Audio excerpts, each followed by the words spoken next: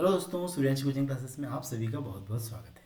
आज की हमारी स्टोरी का टाइटल है द मंकी यानी बंदर ऑन। प्रीपोजिशन है यहाँ पे ऑन द चेरी ट्री, यानी चेरी ट्री के ऊपर एक बंदर है ना। बेसिकली ये जो कहानी है वो चेरी ट्री पर एक बंदर होता है ना, और उसकी दोस्ती एक मगरमच्छ से हो जाती है।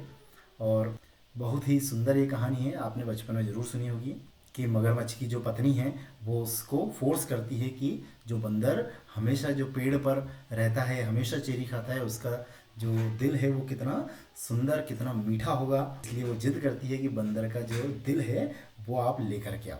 तो इसी बात पर पूरी जो स्टोरी है वो आधारित है। तो आइए बिना देरी किए हम ट्रांसलेशन शुरू करते हैं, है ना। चलिए, अ मंकी यानी एक बंदर, लिव्ड यानी रहता था, ऑन अ चेरी ट्री, एक चेरी ट्री पर एक बंदर रहता था। By the river, by the river यानी नदी के किनारे, ठीक है। जैसे ही आप कभी भी वर्ब का सेकंड फॉर्म देखें ना, ज़्यादातर कहानियों में आप क्या देखोगे, वर्ब का सेकंड फॉर्म देखोगे। तो जब भी वर्ब का सेकंड फॉर्म दिखेगा इसका मतलब है कि वो पास्ट का सेंटेंस है ना। पास्ट इंडेफिनिट का वो सेंटेंस है। और हिंदी में किस तरीके से कहा जाता था, कहा जाएगा कि वो रहता था, उसने ऐसा किया, उसने ये दिया, है ना। इस तरीके से खाया पिया, है ना, खाता है पीता है, ये जो चीज़ें हैं वो प्रेजेंट में चलती है। खाया पिया दिया लिया, ये सारी चीज़ें है ना पास्ट में चलती है। तो एक मंकी और रहता था, है ना, हम रहता है नहीं बोल रहे, रहता था, ठीक है। जैसे ही सेकंड फॉर्म दिखे आप कुछ नहीं, आप सीधे उसको पास्ट में बनाइए, ठीक है। एक बंदर रहता था ऑन अ चेरी ट्री, एक चेरी ट्री पर, बाय द रिवर यानी नदी के किनारे, है ना। बाय द रिवर क्या होता है, नदी के किनारे, ठीक है। वन डे यानी एक दिन, अ क्रोकोडाइल एक मगरमच्छ, आस्क्ड हिम, है ना। अब आस्क का मतलब पूछना भी होता है और कहना भी होता है। ये डिपेंड करता है उसके आगे का सेंटेंस में कहीं भी क्वेश्चन वाला मार्क है क्या। क्वेश्चन मार्क यदि हो तो इसका मतलब होता है कि उसने पूछा, लेकिन अभी क्वेश्चन मार्क नहीं है तो मतलब क्या होगा इसका, कहा, है ना। एक क्रोकोडाइल ने कहा, ही मैंने उससे, है ना, क्या कहा, आई एम हंग्री, है ना, मैं भूखा हूँ, प्लीज गिव मी, कृपया करके मुझे दीजिए, समथिंग यानी कुछ, टू ईट यानी खाने के लिए, या खाने को मुझे कुछ दीजिए, है ना। ऐसे रेंडमली जो है उसके पास जो है जो बंदर था वो पेड़ के पास था, और ये कोई भी जो क्रोकोडाइल है ना, अभी इन दोनों की दोस्ती नहीं है। अभी ये क्रोकोडाइल आता है, भूखा होगा, तो वो बंदर से जो है चेरी मांगता है या कुछ खाने को मांगता है ना। धीरे धीरे ऐसे ही करके उनकी दोस्ती होती है। आगे क्या सेंटेंस है, द मंकी गेव, यानी, है ना, देखो वर्ब का सेकंड फॉर्म आया तो हमने क्या किया, सीधे इसको कैसे बोला, पास्ट में बोला। जैसे मंकी ने दिया, है ना, देता है नहीं बोलेंगे, क्या दिया, तो बंदर ने दिया, हिम यानी उसे, चेरीज यानी उसे बेरी दी, है ना। इसको हम चेरी, सिंपल चेरी ही बोल सकते हैं। इसको अपन क्या बोलते हैं, एक फल होता है छोटा सा लाल दिखता है और उसको हम चेरी बोलते हैं, है ना। तो बंदर ने उसको चेरीज दे दी, ठीक है। This went, this went on every day, है ना। दिस वेंट का क्या मतलब हुआ यहाँ पे, कि यह चलता रहा, है ना, यह चलता रहा, यह सिलसिला ऐसा चलता रहा, ऑन एवरी डे मतलब हर दिन ऐसा चलता रहा, एंड सून और जल्द ही, दे बिकेम, है ना, वे बन गए, बिकम यानी बनना और बिकेम यानी बन गए, तो वे बन गए गुड फ्रेंड्स यानी अच्छे दोस्त बन गए, ठीक है। यहाँ तक क्लियर है। आगे देखिए, वन डे एक दिन, द क्रोकोडाइल टुक, है ना, टेक का यानी क्या होता है, टेक यानी लेना, है ना, टेक यानी क्या होता है लेना, तो टुक यानी क्या है, लिया। तो क्रोकोडाइल टुक यानी क्रोकोडाइल ने लिया, लिए सम चेरीज, है ना, कुछ चेरीज ली, फॉर हिज वाइफ यानी उस, फॉर हिज वाइफ यानी उसकी पत्नी के लिए, टू यानी क्या होता है भी, मतलब उसकी पत्नी के लिए भी जो है क्रोकोडाइल ने कुछ चेरीज ली, है ना। रोजाना वो उसकी खुद के लिए केवल चेरीज लेता था और खाता था। आज उसने क्या किया, उसने अपनी पत्नी के लिए बंदर से चेरीज मांगी, है ना।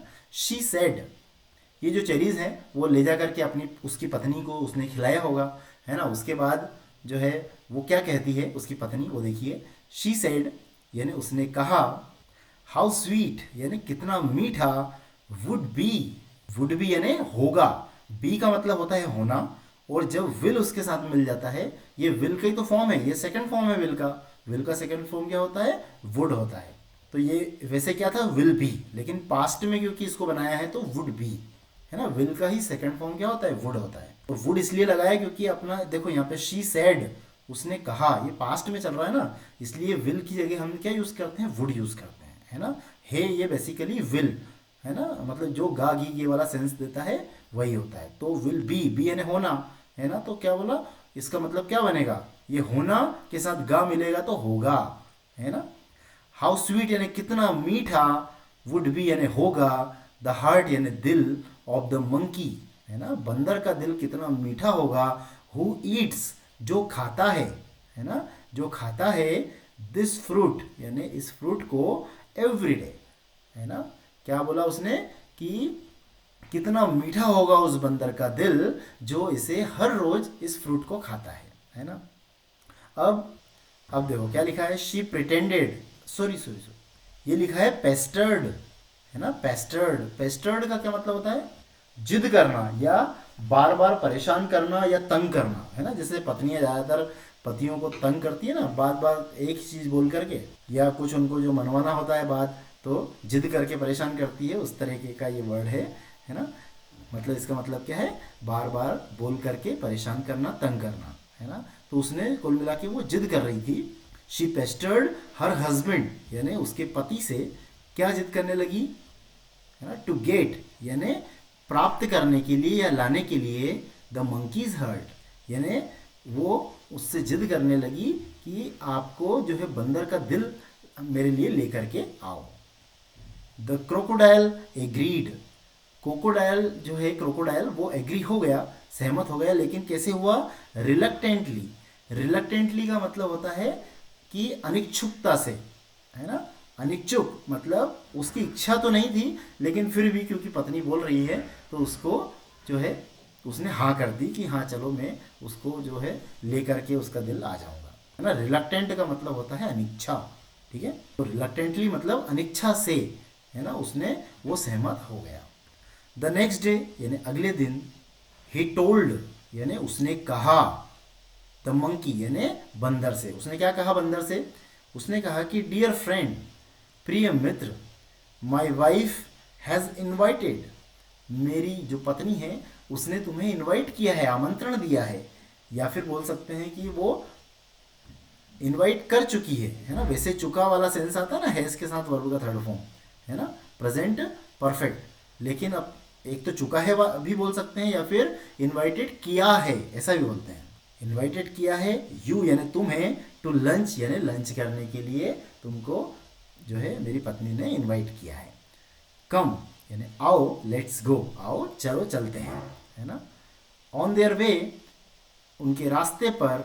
अब क्या हुआ कि जब इनवाइट किया है तो बंदर उसके साथ आया है ना, और वो जा रहे थे जो है पत्नी के पास भोजन करने के लिए, क्योंकि लंच पे बुलाया था। तो क्या लिखेंगे? ऑन देयर वे मतलब उनके रास्ते पर। दे का देयर होता है ना, दे का क्या होता है? देयर। अब दे क्योंकि दो लोग थे ना, दो लोग थे, दोनों जा रहे थे, तो इसलिए दे का के लिए क्या हो गया? देयर यूज हुआ, है ना। उनके रास्ते पर ऐसा बोलेंगे। किनके? इन दोनों के रास्ते पर। ये जब जा रहे थे तो इन दोनों के रास्ते पर क्या हुआ? द क्रोकोडाइल टोल्ड, है ना, मगरमच्छ ने कहा, हिम यानी उससे, द ट्रुथ, है ना, उससे सच्चाई उसने कह दी। रास्ते में उसने उसको सच बता दिया, है ना। भले ही उसने क्या किया, अपनी पत्नी की वो बात मान रहा था, है ना, बच्चे को, इस जो है बंदर को ले जा रहा था वो साथ में पीठ पर बिठाकर, लेकिन मन ही मन ये सोच रहा होगा कि यार मैं जो है बंदर के साथ गलत कर रहा हूँ, और उसकी इच्छा थी भी नहीं ले जाने की। लेकिन अब समझते हो ना कि पत्नी जब ज़्यादा जिद करे तो अब मानना तो पड़ता है पत्नी को, पति को, है ना, नहीं तो तलाक की नौबत आ जाती है ना। तो मगरमच्छ बेचारा क्या करता, बात उसको मानना पड़ी, है ना। आगे देखिए क्या लिखा है, द मंकी सैड, बंदर ने कहा, क्या कहा बंदर ने? माई हार्ट इज, मेरा दिल है, ऑन द ट्री यानी पेड़ के ऊपर या पेड़ पर मेरा दिल है ना, यानी वहां रखा हुआ है। लेट्स गेट इट, चलो इसको अपन लेके चलते हैं, है ना। उसने दिमाग लगाया कि भाई अभी जो है उसके ऊपर बैठा हुआ था ये मगरमच्छ के ऊपर, और उसने तुरंत उसका दिमाग चल गया कि भाई अब जो है मेरा दिल तो पेड़ के ऊपर ही रह गया, है ना। पहले बताना था ना, नहीं तो मैं लेके चलता। तो चलो अपन जो है दिल में लेके आता हूँ, फिर अपन चलते हैं। ठीक है, फिर क्या हुआ? वेन दे रिच्ड, जब वे पहुँचे द रिवर बैंक, है ना, नदी के किनारे। ठीक है, जब वे नदी के किनारे पर पहुँचे, द मंकी, बंदर, क्लाइम्ड अप, है ना, बी साइलेंट होता है, क्या बोलते हैं? क्लाइम्ड अप, यानी चढ़ गया द ट्री, मतलब पेड़ के ऊपर बंदर जो है तुरंत चढ़ गया। एंड सेड, और कहा, और फिर बंदर ने कहा, है ना, क्या कहा बंदर ने? यू आर अनफेथफुल, तुम भरोसेमंद नहीं हो, मतलब यू, तुम क्या हो? तुम बेवफा हो, या फिर तुम पर जो है भरोसा नहीं किया जा सकता है। गो अवे, दूर चले जाओ। ठीक है, ऐसा हुआ। फिर आगे क्या हुआ?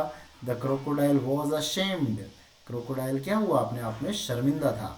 क्रोकोडाइल क्या था? शर्मिंदा था। अब देखिए ये जो सेंटेंस है ना, द क्रोकोडाइल वॉज अशेम्ड, ये वैसे आपको कैसा लगेगा देखने में कि भाई बी वर्ब के साथ क्या है? बी वर्ब के साथ वर्ब का थर्ड फॉर्म, ऐसा दिखने में लग रहा है ना। तो पैसिव वॉइस आप इसको समझ सकते हैं, लेकिन इसमें बाय के बाद सब्जेक्ट नहीं है। या तो आप समझें कि भाई जो है उसको किस, मतलब वो शर्मिंदा हुआ, है ना, क्रोकोडाइल शर्मिंदा हुआ, तो किसी ने उसको शर्मिंदा किया होगा, है ना। आप उस तरीके से भी समझ सकते हैं कि यहाँ पे भाई जिसने शर्मिंदा किया उसकी, है ना, जो करनी थी, मतलब the crocodile was ashamed by his doing या बाय हिज एक्शन, ऐसा कुछ होगा। बाय करके किसी चीज़ से वो शर्मिंदा हुआ, आप ऐसा भी सोच सकते हैं। तो भी क्या आएगा? वॉज के साथ वर्ब का थर्ड फॉर्म। या फिर इसको दूसरे कॉन्सेप्ट से समझें कि लिंकिंग वर्ब के कॉन्सेप्ट से आपको बताता हूँ। इसमें हो क्या रहा है बेसिकली, यदि इसको अपन पैसिव वॉइस से ना समझें तो एक दूसरा तरीका है लिंकिंग वर्ब से समझने का, कि जो क्रोकोडाइल की स्थिति बताई जा रही है, उसकी स्टेट बताई जा रही है कि वो कैसा था, वो शर्मिंदा था, है ना। जैसे मैं यहाँ पे लिखूँ कि अशेम्ड, अशेम्ड डॉग, है ना, शर्मिंदा कुत्ता, शर्मिंदा कुत्ता। इसका क्या मतलब हुआ कि डॉग तो क्या हो गया? नाउन हो गया, और नाउन की विशेषता कौन बता रहा है? Ashamed word. तो ये वर्ड क्या हुआ? आपका एडजेक्टिव हुआ, है ना। ये वर्ब का थर्ड फॉर्म ना होकर के क्या हुआ यहाँ पे? एडजेक्टिव हुआ। एडजेक्टिव मतलब ये विशेषता बता रहा है ना, ये शब्द विशेषता बता रहा है किसकी? डॉग की, कि डॉग कैसा है? शर्मिंदा है। तो ये शब्द पूरा जो है वर्ब ना होकर के क्या हो गया? एडजेक्टिव हो गया। ठीक है, अब क्या होता है यहाँ पे देखो, अब देखो इस वॉज को अपन क्या बोलेंगे? इसको बोलेंगे लिंकिंग वर्ब, है ना। क्या बोलेंगे? Linking verb. लिंकिंग वर्ब क्या होती है? लिंकिंग वर्ब होती है कि जो सब्जेक्ट को उसके प्रेडिकेट से जोड़े, है ना। सब्जेक्ट को किससे जोड़े? प्रेडिकेट से। प्रेडिकेट का मतलब होता है जो कि सब्जेक्ट के बारे में बात कही जा रही है, उस बात से किसको जोड़ देगा? सब्जेक्ट को जोड़ दे, ऐसा शब्द क्या होता है? Linking verb. ऐसी वर्ब क्या होती है? Linking verb. इसका मतलब आपका प्रेडिकेट क्या हुआ? अशेम्ड, ठीक है, और सब्जेक्ट क्या हुआ? क्रोकोडाइल। दोनों को आपस में जोड़ दिया किसने? लिंकिंग वर्ब ने, है ना। तो ये अशेम्ड वर्ड यहाँ पे क्या है? ये एडजेक्टिव है ना। जैसे मैं बोलूं कि crocodile was happy, crocodile was happy, crocodile क्या था? खुश था। उसी तरीके से है ये क्रोकोडाइल वॉज अशेम्ड, वो शर्मिंदा था। अब ये बस दिखने में वर्ब का थर्ड फॉर्म के जैसा लग रहा है, लेकिन एक्चुअल में किसी वर्ब में, है ना, वर्ब के थर्ड फॉर्म को यदि एडजेक्टिव की तरह भी अपन क्या कर सकते हैं? यूज कर सकते हैं। यहाँ पे वर्ब का थर्ड फॉर्म एक एडजेक्टिव की तरह वर्क कर रहा है। तो जैसे मैं बोलूँ कि dog was injured, dog was injured, dog क्या था? जो है घायल था। तो घायल, है ना, घायल शब्द क्या बता रहा है? कुत्ते की विशेषता बता रहा है कि कुत्ता भाई कैसा था? अच्छा था, बुरा था, तंदुरुस्त था, घायल था, है ना। तो घायल शब्द क्या बता रहा है? उस कुत्ते की क्या बता रहा है?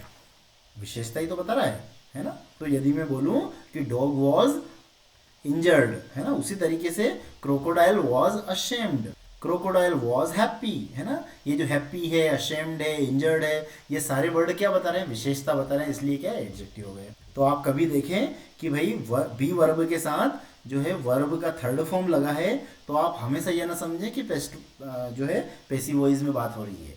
ये आप इस तरीके से भी इसको बहुत आसानी से समझ सकते हैं कि भाई सब्जेक्ट लिखा है, फिर इज, वॉज, जो भी है लिंकिंग वर्ब आएगी, उसके बाद उसकी स्थिति के लिए वर्ब का थर्ड फॉर्म जो है लगाया जाता है ना। इससे स्थिति का पता चल रहा है केवल। ठीक है, यहाँ तक क्लियर है आपको? ही हैड लॉस्ट, मतलब वह खो चुका था, अ फ्रेंड यानी एक मित्र वो खो चुका था। कौन? क्रोकोडाइल। क्रोकोडाइल ने अपना जो बहुत अच्छा मित्र था, जो उसको रोज चेरी खिलाता था, उस बंदर को उसने अब खो दिया था, है ना। तो चलिए दोस्तों, आशा करता हूँ कि आपको कहानी अच्छी लगी होगी। यदि कहानी पसंद आई हो या ट्रांसलेशन का तरीका पसंद आया हो तो प्लीज़ वीडियो को लाइक और चैनल को सब्सक्राइब जरूर करें। मिलते हैं अगली वीडियो में, तब तक के लिए धन्यवाद, नमस्कार, आपका दिन शुभ हो।